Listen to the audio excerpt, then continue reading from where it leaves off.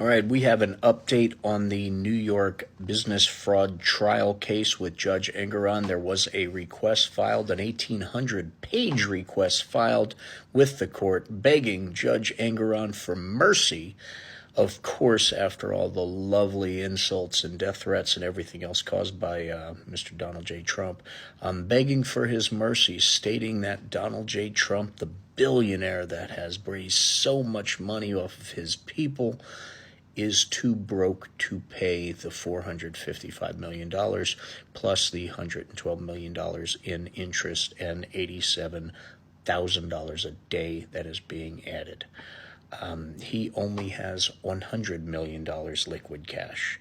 So they requested that he paid the $100 million liquid and basically move on with the appeal. Judge Engoron said no. If you remember correctly, there are three main points to the verdict that was put down. Besides the monetary point of the $455 million, there was also one that he could not do business with any bank connected with or doing business with in the state of New York, which pretty much cancels out most banks in this world, which was a pretty interesting part of the verdict, I found. And the other side was he couldn't do any business in the state of New York on any level for 3 years, and his sons couldn't do any business on any level in the state of New York for 2 years. In that time, there will still be a court-appointed business monitor. This is the same business monitor that has been watching this whole thing this whole time and noted tons of red flags and potential fraudulent business dealings since she's been watching over the and monitoring all of his businesses. She also found a $48 million shell game where he basically embezzled $48 million from his super PAC and put it into a company registered in Chicago that was actually owned by Donald Trump. This person will stay in control of his businesses, in control of babysitting his businesses. The judge lifted the stay on the stipulation of doing businesses with banks in the state of New York. So Donald J. Trump does have that option to go to banks in New York and see if anyone will give him his money to pay these fines. Plus, don't forget the $105 million from the E.G. Carroll is due as well. The first $5 million he already paid, thank God for that. He also lifted the second part of the stay.